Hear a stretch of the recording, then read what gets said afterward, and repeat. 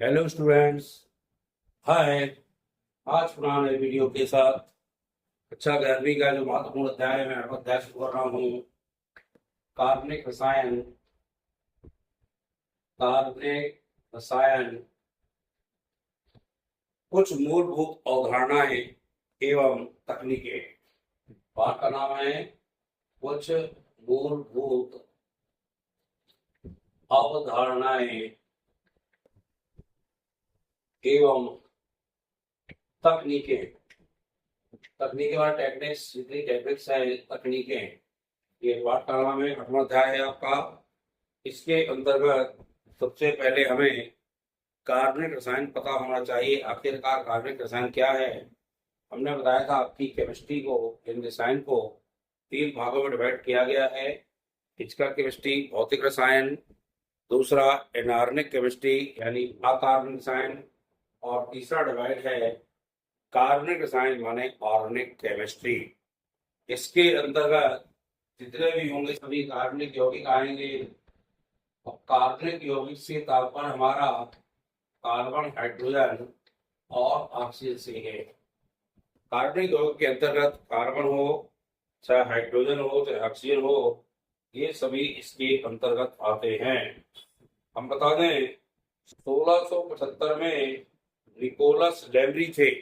1675 में 1675 में Nicholas Nicholas लेमरी का नाम लिख ले। 1675 में निकोलस लेमरी थे। इन्होंने रासायनिक पदार्थों को 3 भागों में बांटा था। कितने भागों में? 3 भागों में। पहला बांटा इन्होंने खनिज पदार्थ।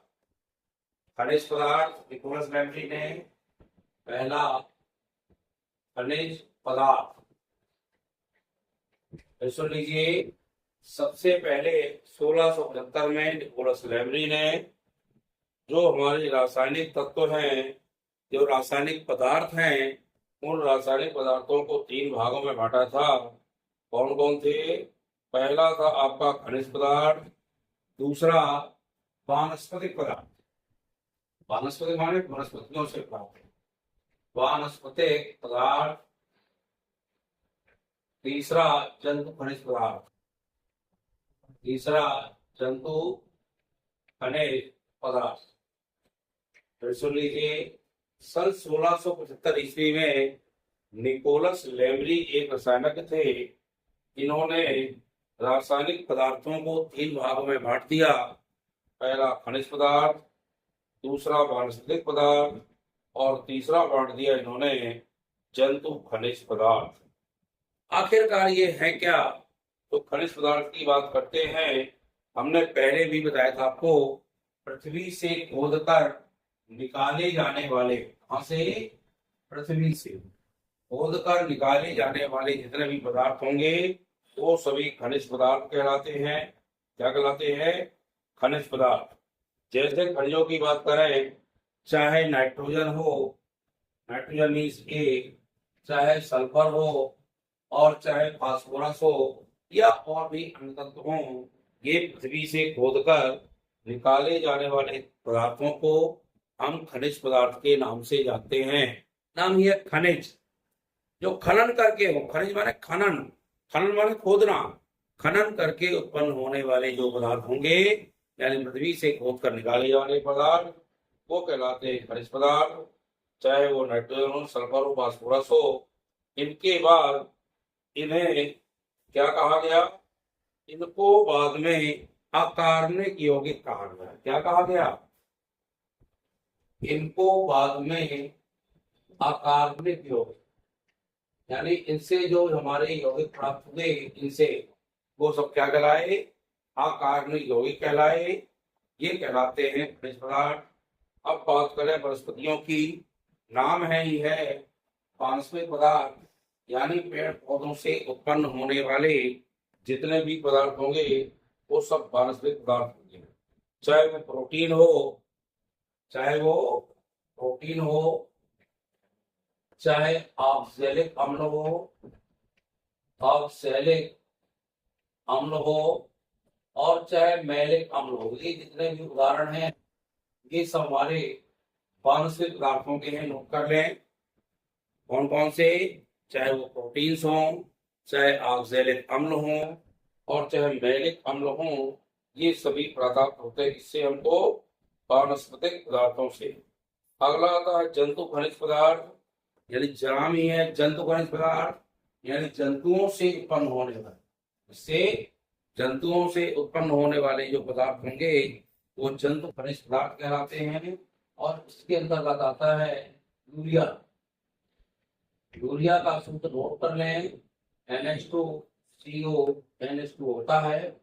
ये कभी कभी सूत्र भी पूछ लेता है तो हमें पता होना चाहिए।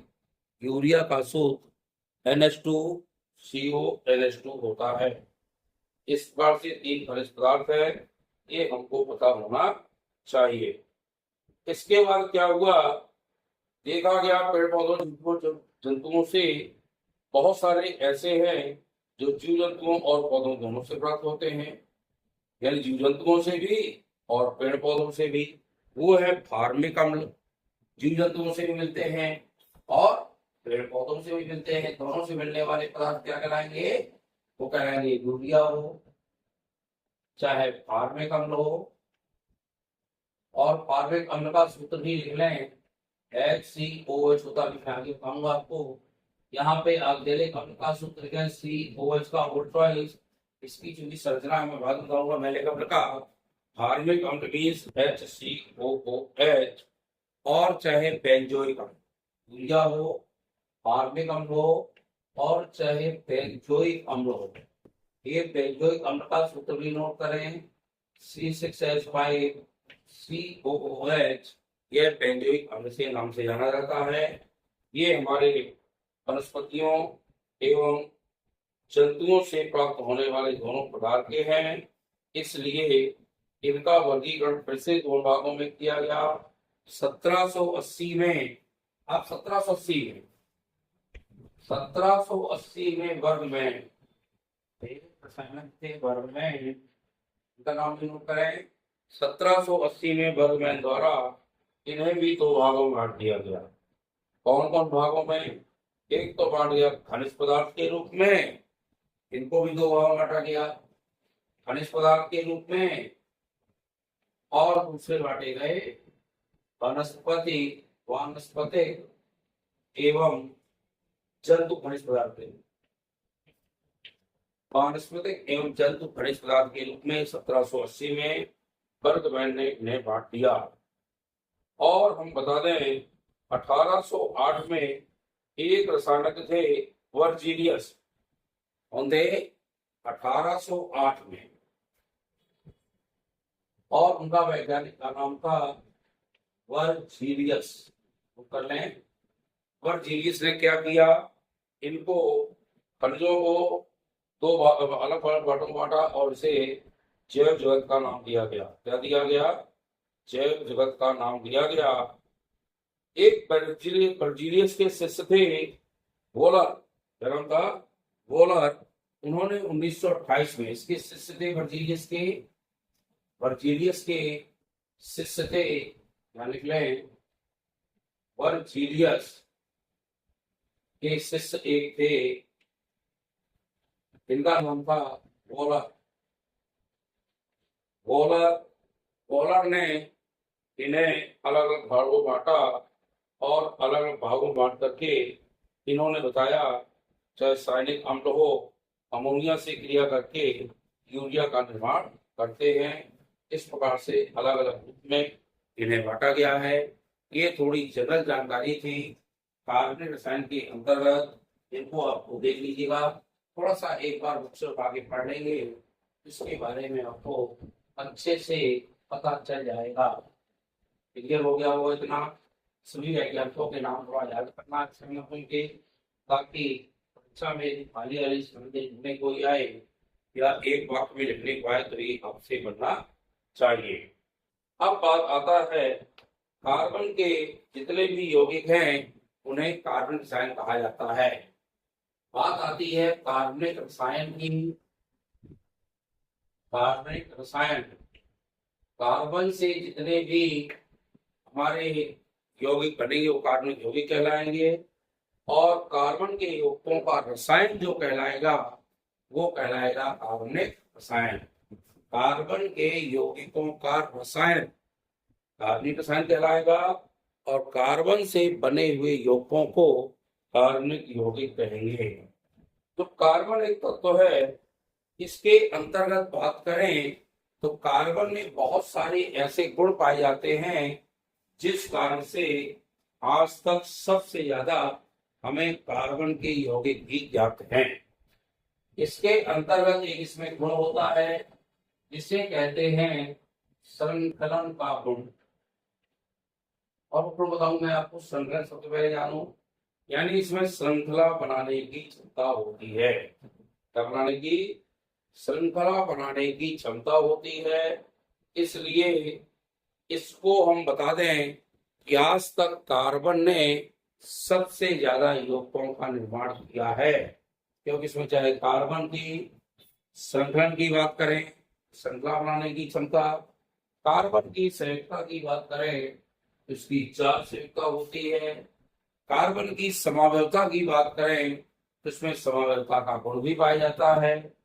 कार्बन की यदि हम बात करते हैं इसकी चतुसंयुक्ता होती है, इस कारण भी कार्बन ने आज तक सबसे ज्यादा यौगिक बनाए हैं।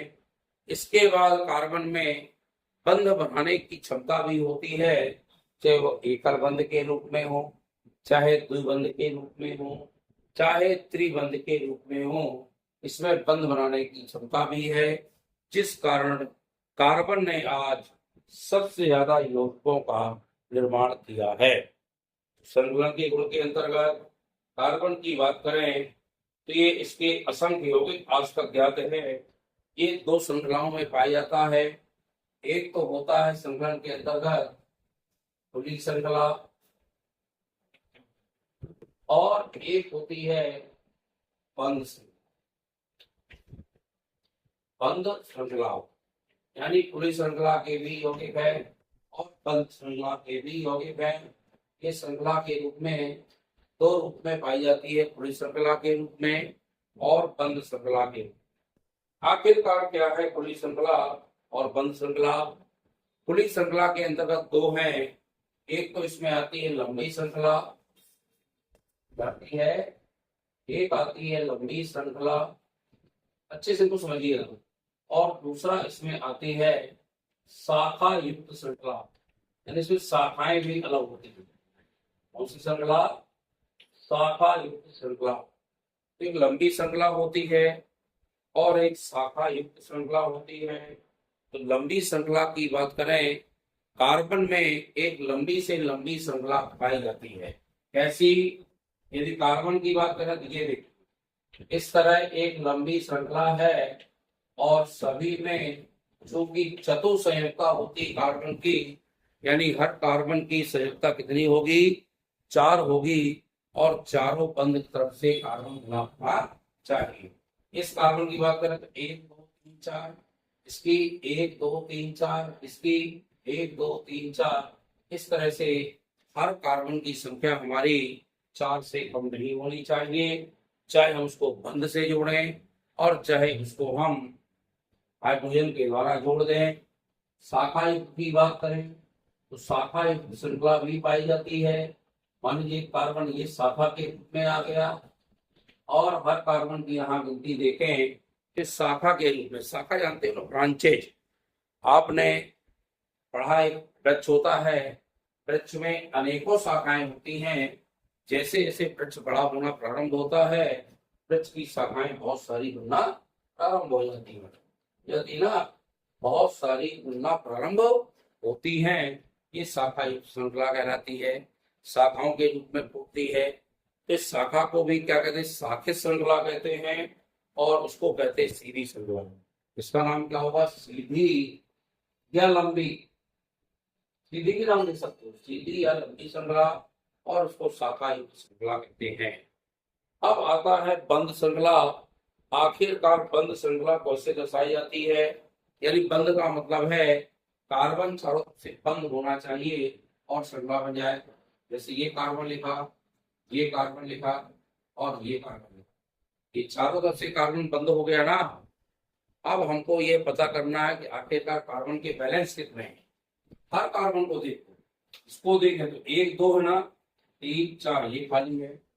इसको देखें तो 1 2 3 4 ये खाली है।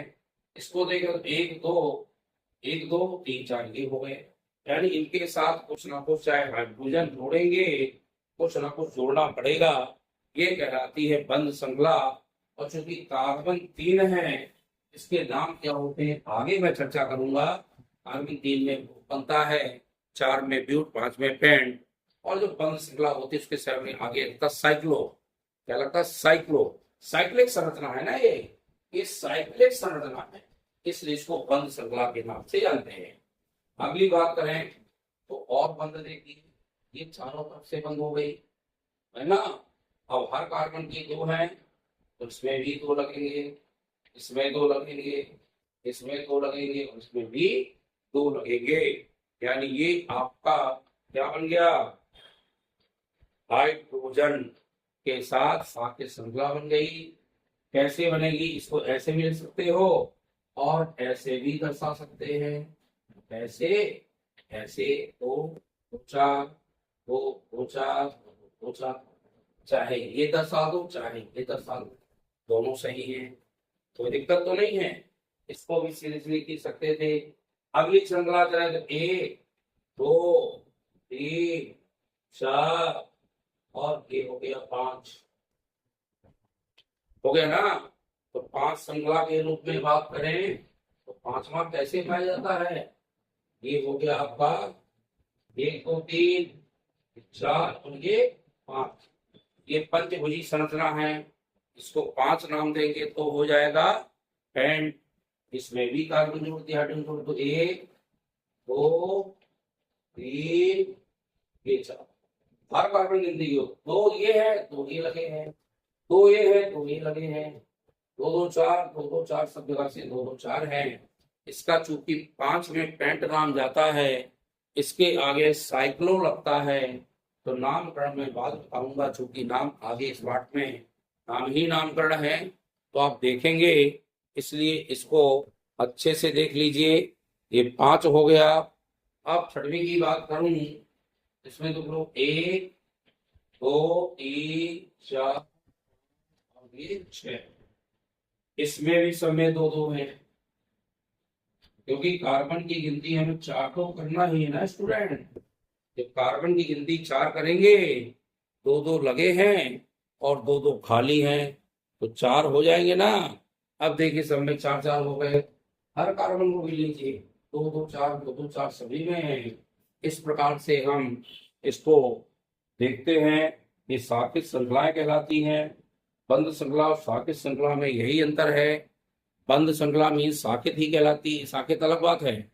साकेत किसके अंदर आती? खुली श्रृंखला के अंदर, और उसमें शाखाएं होती हैं, चाहे वो 4 के रूप में हो चाहे 5 के रूप में हो, वो साकेत कहलाती है। और उसके नाम के पहले आइसो आता है। क्या आता है? आइसो। और जब वो बंध श्रृंखला होगी उसके नाम के सामने क्या आएगा? हमारा साइक्लो आएगा। क्योंकि साइक्लिक संरचना यानी बंध संरचना है। साइकिल का पहिया देखा ना, पूरा गोल होता है और वो साइक्लिक संरचना कहलाती है। क्या कहलाती है? साइक्लिक। इसलिए साइक्लिक कहते हैं कि गोल घूमते हैं और गोल श्रृंखला के साथ ही वो दिया गया है, इसलिए हम उसको साइक्लिक संरचना भी कहते हैं। क्या कहते हैं? साइक्लिक संरचना भी कहते हैं। चाहे साइक्लिक कह दो और चाहे उसको बंध श्रृंखला कह दो। साइक्लिक श्रृंखला के अंतर्गत हर कार्बन के साथ हाइड्रोजन जुड़ा होगा, लेकिन उसके साथ हर कार्बन की गिनती यानी हर कार्बन का बैलेंस या संयुक्ता 4 होनी चाहिए। चाहे हम उसको एकल बंध से जोड़ दें, चाहे द्विबंध से जोड़ दें और चाहे त्रिबंध से जोड़ दें। इस प्रकार वीडियो को देखते रहें। हमेशा वीडियो को लाइक शेयर करते रहिएगा और लाइक शेयर के साथ जितने भी स्टूडेंट हमारे नए जुड़ते हैं वो हमारे चैनल को सब्सक्राइब जरूर करें। इस प्रकार से आप वीडियो देखें और उसका फायदा उठाएं। अपने दोस्तों को भी बताएं मेरे नाम से वीडियो चलते हैं। मेरा नाम जैसे ही यूट्यूब में सर्च करेंगे नीलेश कुमार गुप्ता के नाम से, ये आपके वीडियो बहुत सारे पड़े हैं, आप उनको देखें। चाहे इंग्लिश के वीडियोज देखें, केमिस्ट्री के देखें और चाहे साइंस के देखें। बहुत बहुत धन्यवाद।